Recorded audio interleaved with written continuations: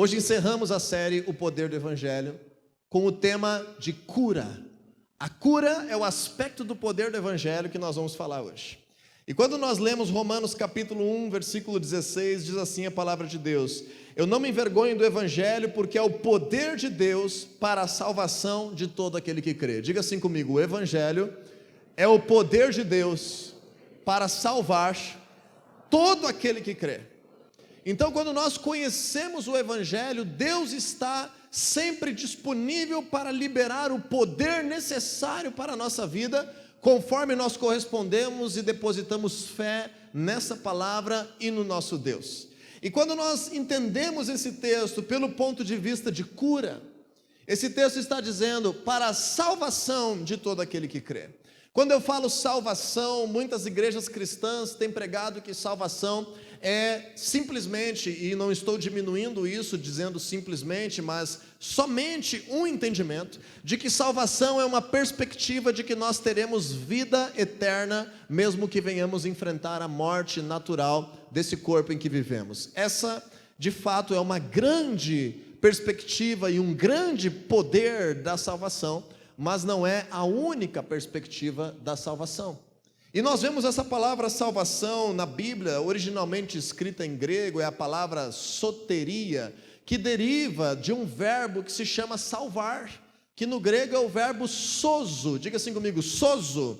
Sozo é uma palavra grega, é um verbo que foi traduzido como salvar, e essa palavra não significa aquilo que nós imaginamos apenas como salvar de alguém que está morrendo, mas essa palavra grega que está na palavra de Deus, sozo, é muito maior do que isso. Ela inclui, por exemplo, a salvação como o perdão de pecados, ela inclui a salvação como ser de fato livre da morte, como ser protegido de uma situação de perigo, como uma libertação espiritual. Mas essa palavra, especialmente para hoje, sozo, também significa restauração e cura. Diga assim comigo: a salvação de Deus me restaura e me cura. Quando nós entendemos isso, nós começamos a perceber que uma vida de sofrimento não é a vida que Deus planejou para nós. Uma vida com dores não é a vida que Deus planejou para nós. Pelo contrário, quando o Senhor Jesus vem a essa terra, Ele declara: eu vim para dar a vocês uma vida abundante. E uma vida abundante normalmente passa por nós sim sentirmos o perdão pelos pecados, sim vencermos a culpa e a vergonha, sim termos uma perspectiva de vencer a morte e de viver eternamente, passa sim por uma libertação espiritual, mas de fato na prática eu quero que você entenda que buscar a Deus te salva para que você tenha a tua vida restaurada e as tuas dores e enfermidades curadas pelo poder do Senhor Jesus. Quando nós aprendemos isso, eu quero ilustrar isso com uma história da Bíblia. Eu vou falar de algumas histórias rapidamente hoje, mas te convido a abrir a Bíblia comigo no livro de Mateus, capítulo 9, versículo 20 ao 22, só para você entender a grandeza do que eu estou falando, e lá no final nós vamos retomar essa história. A grandeza do termo salvação na Bíblia, do como Deus quer salvar todo aquele que nele crê. E quando nós abrimos a Bíblia em Mateus capítulo 9, versículo 20, nós nos deparamos com uma história muito conhecida. É a história de uma mulher que sofria já há 12 anos com uma hemorragia, com um fluxo de sangue contínuo. E para piorar a sua realidade, na cultura judaica, alguém que tivesse, uma mulher que estivesse no ciclo normal da sua menstruação, já se sentia impura, já se sentia excluída dentro da sua própria casa, tinha que ter uma série de cuidados pela lei, em função de tantas bactérias, tantas questões que numa escassez de água, de higienização, poderiam ser proliferadas. Deus colocou essa proteção à saúde coletiva na lei, mas acabou gerando uma cultura de isolamento na tradição judaica. Então uma mulher, por exemplo, no seu ciclo comum menstrual, ela tinha que se sentir suja, afastada, até que passassem então os dias, então ela poderia retomar ao convívio com todos, a poder ter um relacionamento comum com a sua família. Quando alguém tinha uma hemorragia, essa pessoa era isolada da comunidade, ela vivia em meio àqueles que estavam doentes, Então agora você imagina que essa mulher vivia há 12 anos isolada da comunidade, sem poder viver no convívio comum da sua família, sem ter uma vida comum, sem estar desempenhando um propósito de viver, uma alegria de ser.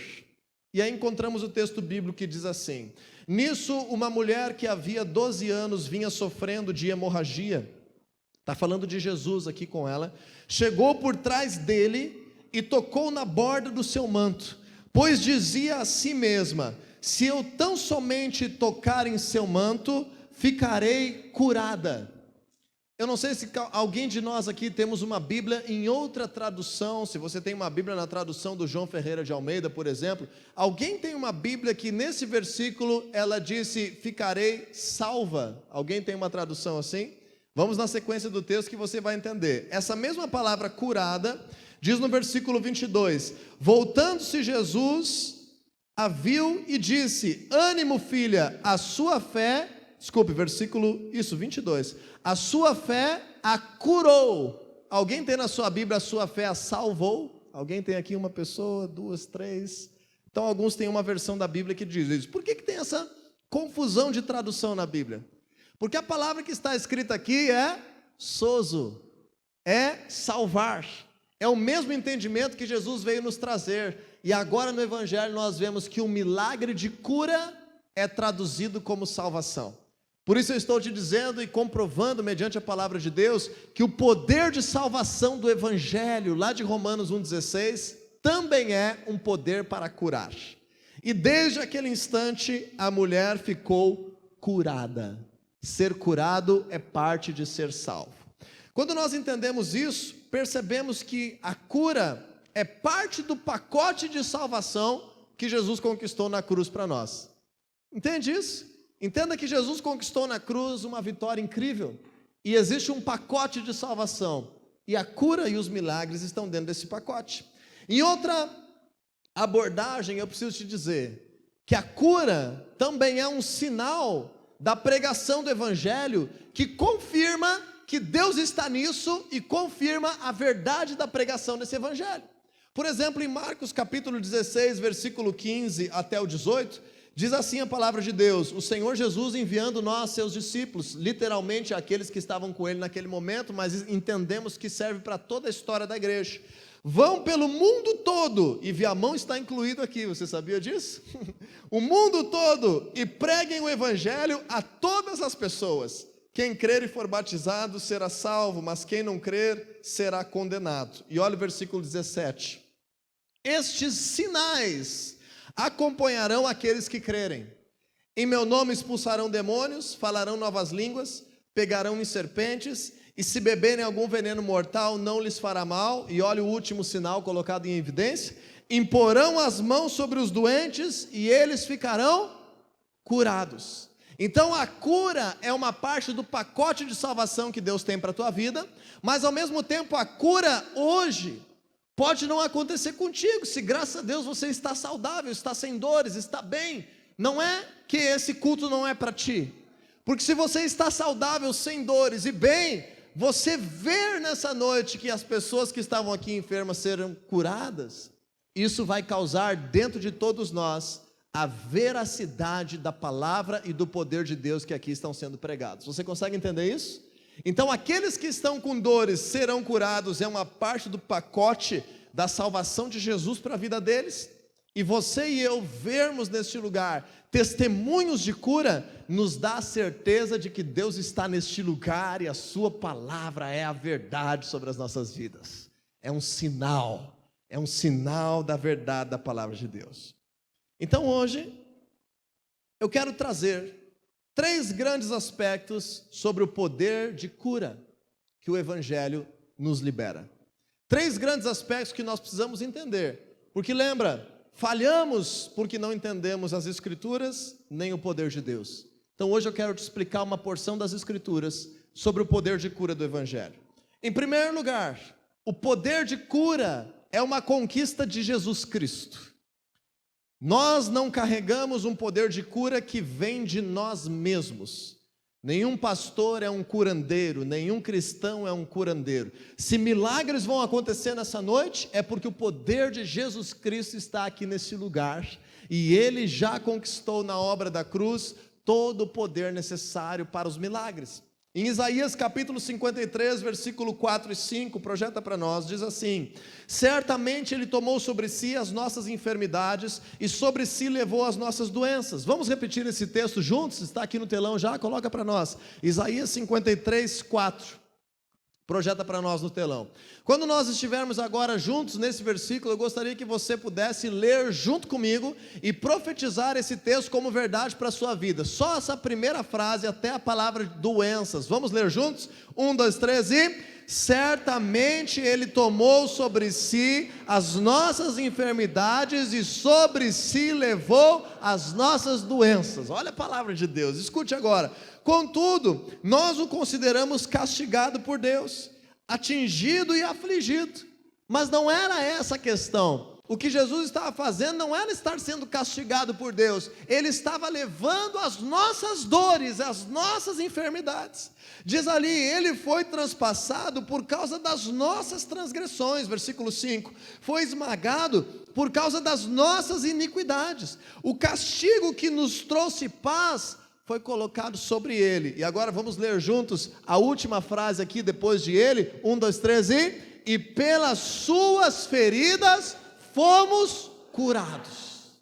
Olha a verdade espiritual liberada aqui nessa noite. Pelas feridas de Jesus, nós já recebemos dele a cura. Existe cura disponível no ambiente espiritual deste lugar.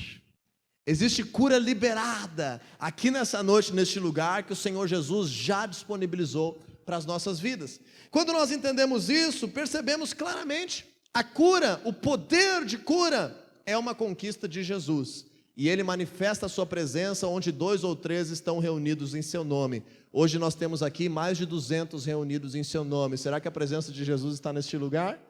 O Espírito de Deus enche esse lugar, a tua vida nessa noite, e poder de cura paira no ar aqui neste lugar. Em segundo lugar, eu preciso te dizer, o poder de cura é ativado pela oração. Como é que eu faço para pegar uma coisa que está disponível no mundo espiritual e transformar em realidade para a minha vida? Um dos caminhos para isso, um dos caminhos mais comuns para isso, é por meio da oração.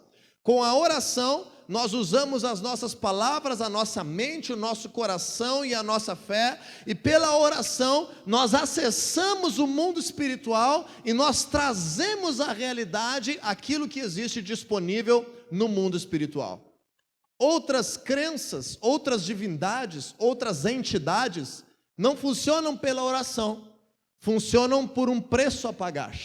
No cristianismo não é assim, o Senhor Jesus já pagou o preço, mas quem sabe em outros lugares que você já foi, para que você pudesse ser curado, você tinha que sacrificar um animal, você tinha que fazer uma oferenda, você tinha que entregar dinheiro, você tinha que fazer um pacto que envolvesse a tua vida, você tinha que comprometer a vida de alguém, você tinha que fazer uma aliança de sangue, você tinha que fazer um ritual nojento. O Senhor Jesus é o Deus da graça, é a manifestação do amor de Deus em pessoa.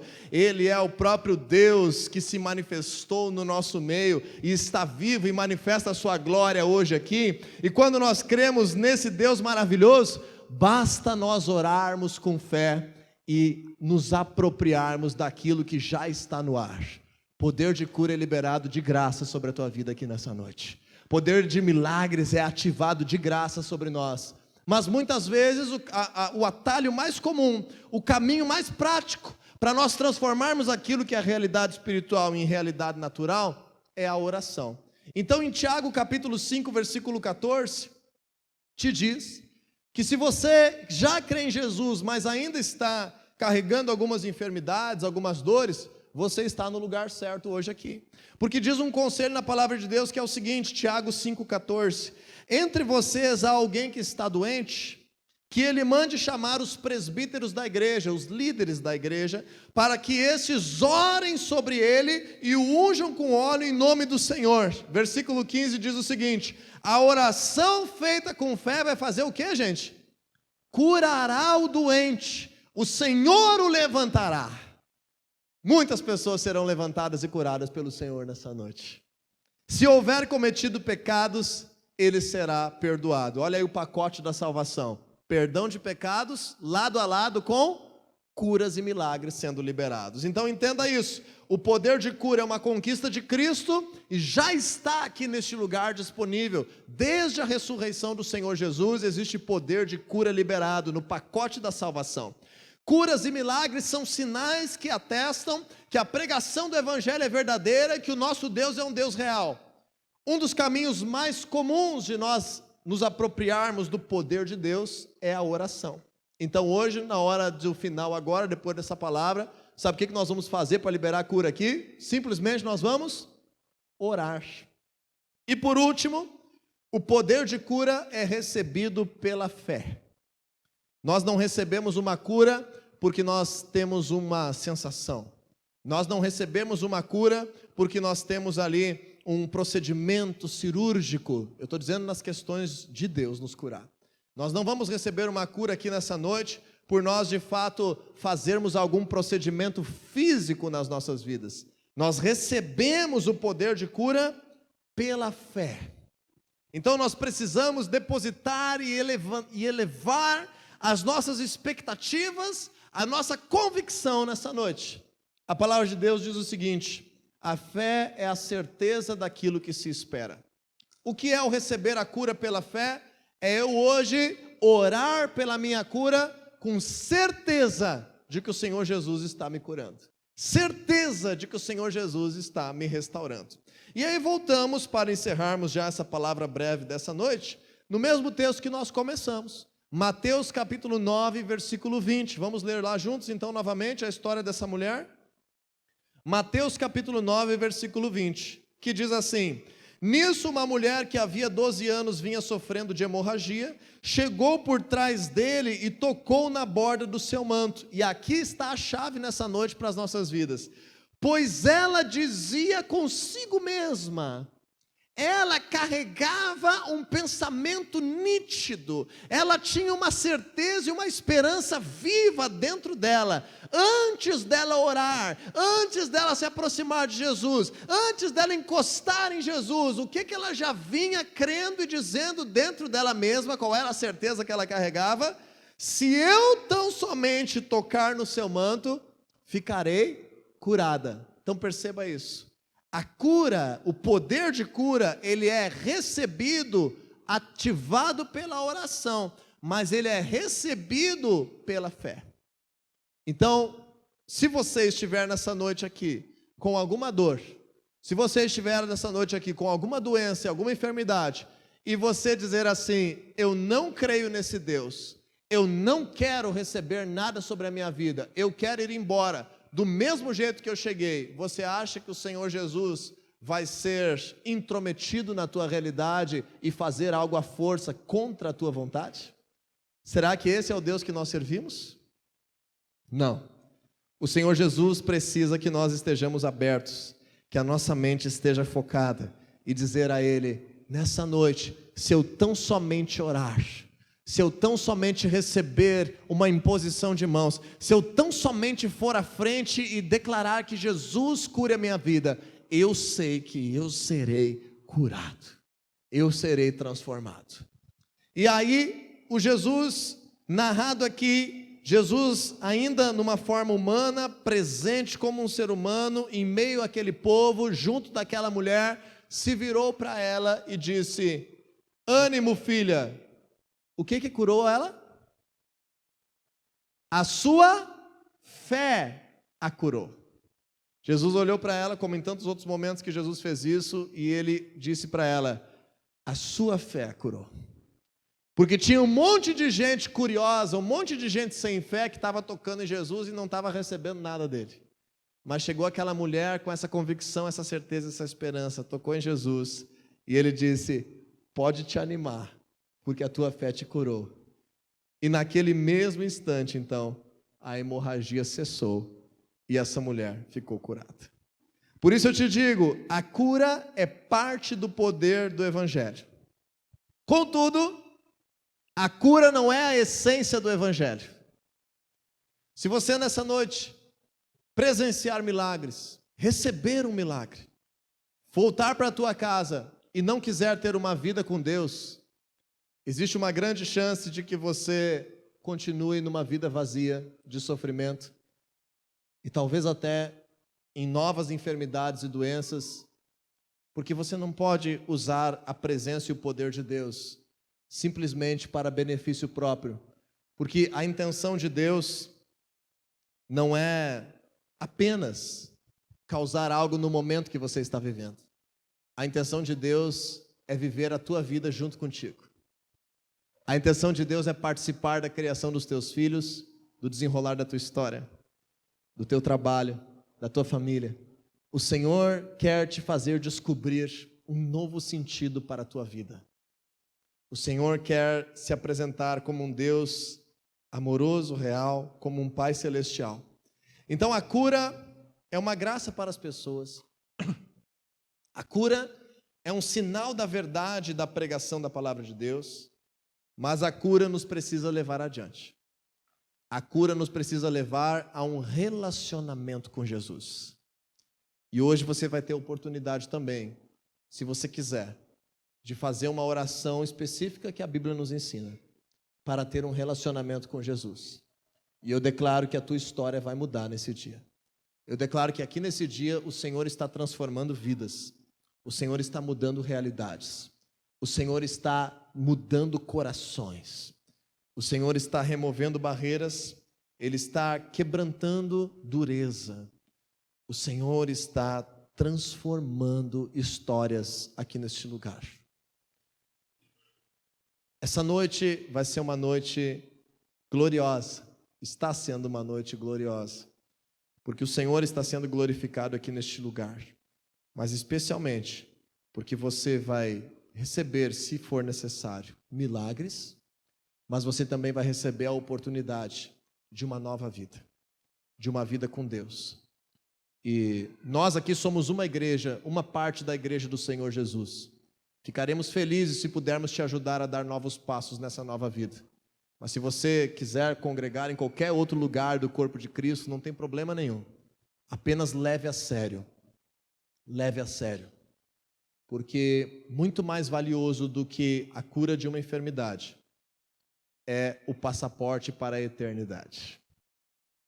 Muito mais valioso do que a cura de uma enfermidade é o perdão dos nossos pecados e o preenchimento desse vazio que nos acompanha quando nós não temos a presença de Deus. Ainda mais valioso do que o momento de ser livre de uma dor é nós podermos dizer que vivemos uma vida abundante. Eu preciso de Deus na minha vida para que a minha vida seja abundante. E nós precisamos nos esvaziar do nosso orgulho e estarmos abertos a nos prostrarmos diante do verdadeiro Deus, Todo-Poderoso, e dizermos: o Senhor Jesus é o Rei deste mundo, o Senhor Jesus é o soberano Senhor, e eu confesso que Ele seja Senhor sobre a minha vida. Se nós fizermos isso de coração, todo o pacote da salvação vai ser ativado sobre a nossa vida, e não só hoje, mas pelo resto da nossa vida. Se nós não fizermos isso por orgulho, a palavra de Deus nos diz que um dia todos terão que dobrar o seu joelho, todos terão que confessar que Cristo é Senhor, mas aqueles que não quiseram receber Ele na sua vida experimentarão a morte eterna. Não é isso que Deus quer. Deus quer nos restaurar. Deus quer nos dar vida. Deus quer nos salvar. Deus quer que você tenha uma vida nessa terra de alguns anos muito boa, muito abundante, muito cheia de poder, de testemunhos, de vida, de restauração, de prosperidade. O Senhor tem toda sorte de bênçãos, como nós cantamos hoje, preparadas para nossas vidas aqui nessa terra.